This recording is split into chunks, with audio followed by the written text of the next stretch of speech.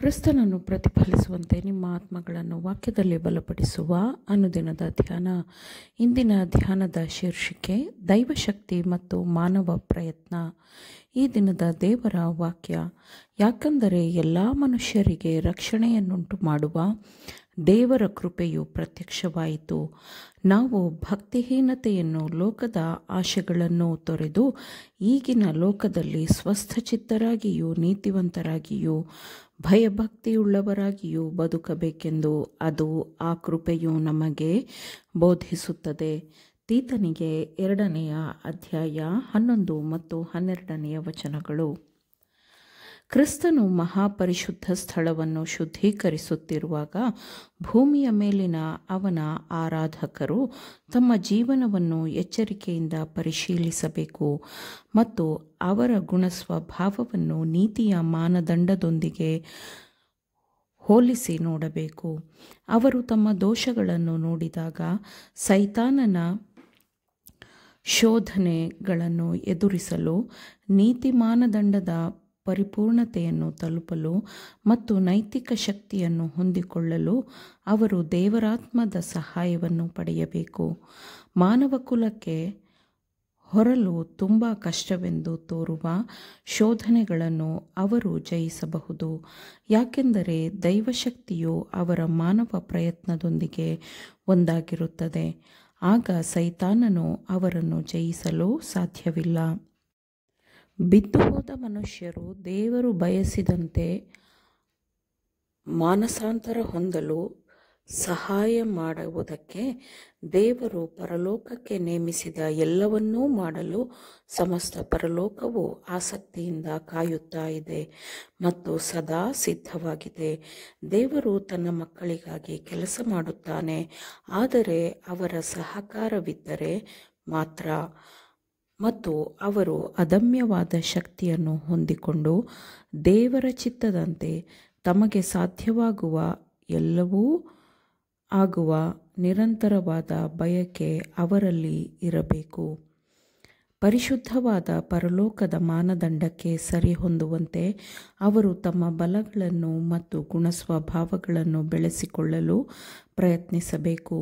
ಆಗ ಮಾತ್ರ ದೇವರ ಸೇವಕರು ಲೋಕದಲ್ಲಿ ಪ್ರಕಾಶಮಾನವಾದ ಮತ್ತು ಹೊಳೆಯುವ ದೀಪಗಳಾಗಿರುತ್ತಾರೆ.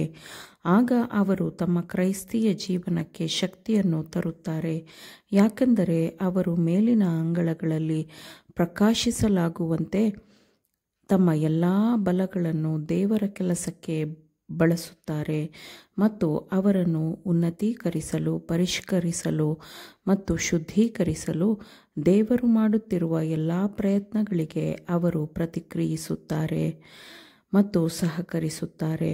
ಅವರು ತಮ್ಮ ಎಲ್ಲ ಬಲಗಳನ್ನು ದೇವರ ಆತ್ಮದ ನಿಯಂತ್ರಣಕ್ಕೆ ತರುತ್ತಾರೆ.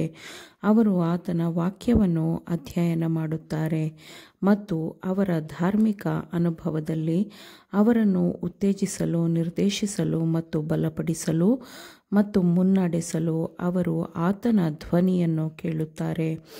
ಅವರು ಬಾಲಿಶರಾಗಿರುವುದಿಲ್ಲ ಮತ್ತು ಸೈತಾನನ ಶೋಧನೆಗಳಿಂದ ವಿಚಲಿತರಾಗಿ ಪಕ್ಕಕ್ಕೆ ಸರಿಯುವುದಿಲ್ಲ. ಅವರು ತಮ್ಮನ್ನು ತಾವು ನಿರಾಕರಿಸುತ್ತಾರೆ. ತಮಗೆ ಇತರರು ಸಹಾನುಭೂತಿ ತೋರುವಂತೆ ಅವರು ಬಯಸುವುದಿಲ್ಲ, ಏಕೆಂದರೆ ಅವರು ವೀರೋಚಿತವಾದ ಮನೋಭಾವವನ್ನು ಹೊಂದಿರುತ್ತಾರೆ.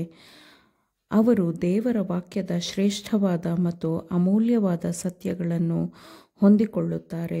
ಅವರು ಅದರಿಂದ ಪೋಷಣೆ ಹೊಂದುತ್ತಾರೆ ಮತ್ತು ಉತ್ತಮರಾಗಿಯೂ ಅಭಿವೃದ್ಧಿ ಹೊಂದಿದ ಸ್ತ್ರೀ ಪುರುಷರಾಗಿಯೂ ದೇವರ ಪುತ್ರರೂ ಪುತ್ರಿಯರೂ ಆಗಿ ಬೆಳೆಯುತ್ತಾರೆ. ಅವರು ಸತ್ಯದ ಶ್ರೇಷ್ಠತೆಯನ್ನು ಗ್ರಹಿಸಿಕೊಂಡು ಅದನ್ನೇ ಧ್ಯಾನಿಸುವಾಗ ಅದು ಅವರ ಮನಸ್ಸನ್ನು ಮತ್ತು ಗುಣಸ್ವಭಾವವನ್ನು ವಿಸ್ತರಿಸುತ್ತದೆ, ಉನ್ನತೀಕರಿಸುತ್ತದೆ. ಅವರು ದೇವರ ವಾಕ್ಯದ ತಿಳುವಳಿಕೆಯಲ್ಲಿ ಹೊಸಬರಾಗಿರುವುದಿಲ್ಲ ಅಥವಾ ಅವರು ತಮ್ಮ ಧಾರ್ಮಿಕ ಅನುಭವದಲ್ಲಿ ಕುಬ್ಜರಾಗಿರುವುದಿಲ್ಲ. ಸತ್ಯಕ್ಕೆ ಶತ್ರುಗಳಾಗಿರುವವರೊಂದಿಗಿನ ಹೋರಾಟವು ಅವರನ್ನು ಛಿದ್ರಗೊಳಿಸುವುದಿಲ್ಲ ಅಥವಾ ಅವರ ಶಕ್ತಿಯನ್ನು ದುರ್ಬಲಗೊಳಿಸುವುದಿಲ್ಲ. ಅವರನ್ನು ರಕ್ಷಿಸಲು ಬಲಿಷ್ಠನಾಗಿರುವವನ ಹತ್ತಿರಕ್ಕೆ ಅವರನ್ನು ಕರೆದೊಯ್ಯಲು ಅದು ಸಹಾಯ ಮಾಡುತ್ತದೆ. ಅವರ ಎಲ್ಲ ಸಾಮರ್ಥ್ಯಗಳಿಗೆ ದಕ್ಷತೆಯನ್ನು ನೀಡುವ ಶಿಸ್ತನ್ನು ಅವರು ಹೊಂದಿಕೊಳ್ಳುತ್ತಾರೆ.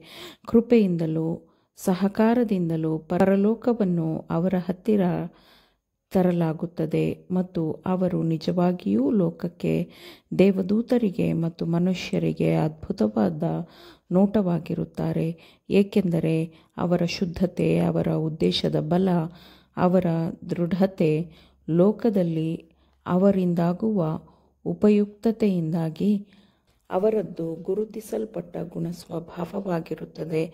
ಆಮೇನ್. ದೇವರ ವಾಕ್ಯಗಳನ್ನು ಶ್ರದ್ಧೆಯಿಂದ ಆಲಿಸುವವರು ಮಾತ್ರವೇ ಆಗಿರದೆ ಪಾಲಿಸುವವರೂ ಆಗಬೇಕೆಂದು ನಿಮ್ಮನ್ನು ಉತ್ತೇಜಿಸುತ್ತೇನೆ. ಪರಿಶುದ್ಧಾತ್ಮನ ಸಹಾಯದಿಂದ ಆಲಿಸಿದ ನಿಮ್ಮೆಲ್ಲರಿಗೂ ಧನ್ಯವಾದಗಳು. ಮತ್ತೆ ದೈನಂದಿನ ಧ್ಯಾನಕ್ಕಾಗಿ ನಾಳೆ ಸಂಧಿಸೋಣ. ಆಮೇನ್.